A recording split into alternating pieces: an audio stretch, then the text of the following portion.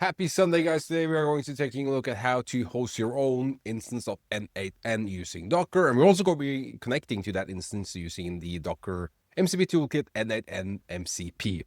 And then obviously you can use whatever AI flavor that you like, whether it be Cursor, Cloud Code, Cloud Desktop, whatever it might be. Let's just jump straight into this because I do like to be straight to the point. So check out the description. I'm going to have links to everything. So if you go to the official documentation for N8N, they do have a guide for doing this. This, however, is more aimed at running a dedicated system. So if you have a dedicated Linux server or a couple of Raspberry Pis running in a cluster, whatever, this might be the use case. We are going to be doing it a bit simpler. We're just going to be straight firing the Docker Compose file. So if you go over to the N8N hosting GitHub repo, again, link in the description. Let's git clone that over to our desktop folder for this machine here. So let's do git clone. This is a bit of a slow machine. I apologize for that. And then if we go into that folder, let's make stuff a bit bigger here. You'll see there's a couple of options. One says Docker Compose. We definitely want to go into that one. And then there is a couple of ones, the more here. So if you want to deploy, this is sort of how many dependencies you want to deploy within the Docker Compose file. We are going to go with the with Postgres instance here. And within here, you'll see a .n file. This is where you would want to change from the defaults if this is something that you are going to be running for, over a longer period of time. We are promptly going to ignore that for this video and just simply spin up the Docker container. Within the folder where you can see the Docker Compose file, you'll simply type Docker. Wow, if I could type compose up. That's it.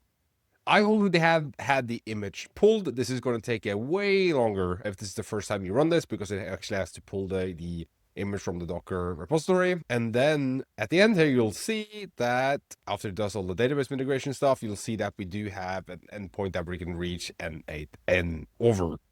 I must say the name is really quite a handful that I'm probably going to struggle with saying throughout the video, but hey, if you go into our browser, 5678, that's the tasking, we should now be able to reach N8N workflow automation.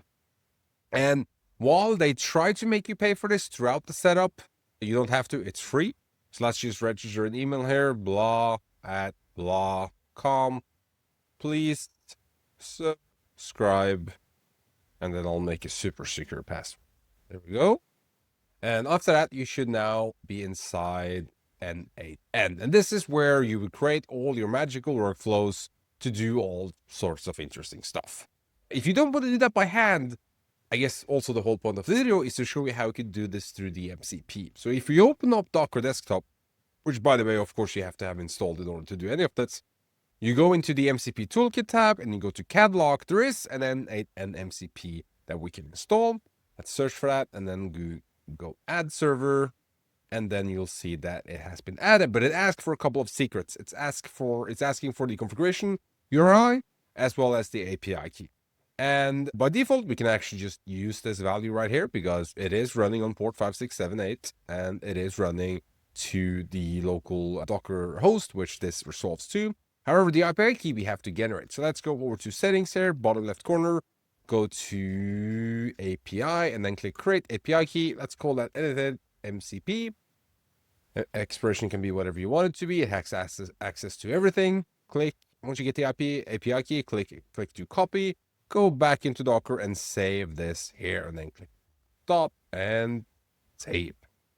And that's it. You now have both N8N running as well as the MCP. Now we need to connect it to whatever favorite flavor of AI you like. So I'm going to be using Cursor for this. You just gotta accept the policy here. Let's just go back into Docker. Let's go to clients, and then you'll see a Cursor here, and then you click connect. And that's it. We can now just restart Cursor. If we click this tab here, and then we open just any folder. It doesn't really matter what we pick right now, but let's just pick the hosting folder. Once that has opened, you'll have access to the agent, and you can just simply ask, hey, can you reach our N8N MCP collection?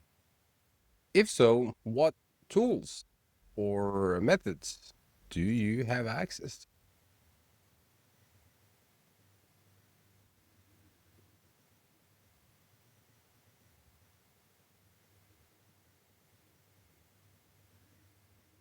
It's going to ask to allow MCP tool. We are going to say, please allow list MCP tool.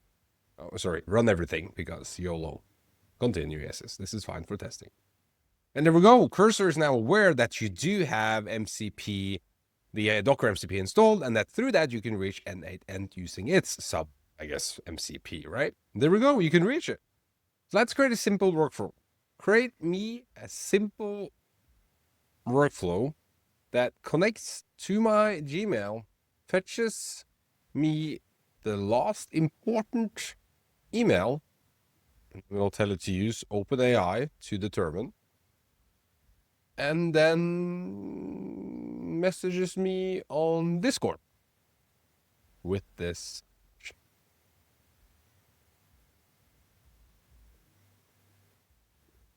Also notice that I said great, a simple workflow, but this is what's great about AI. It has some context awareness, and therefore it understands that that was just a typo and that it should go ahead and create stuff. So we'll give this a couple of seconds to work. It's now searching through the available nodes within N8N.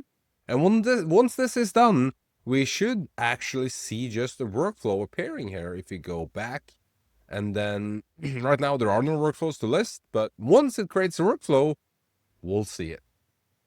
Okay, there we go. Let's go back in and see if there actually is a workflow here in N8N that we could take a look at. And lo and behold, there is indeed a workflow called Gmail important email to Discord. If you take a look at that, it has created a few notes for us. So, let me just move this. So we have manual trigger, meaning that I would have to trigger this workflow manually. Ideally here, you would have some sort of timer or even a webhook if you want to trigger it on demand. Gets all my messages from Gmail because it has a native integration with Gmail to the node.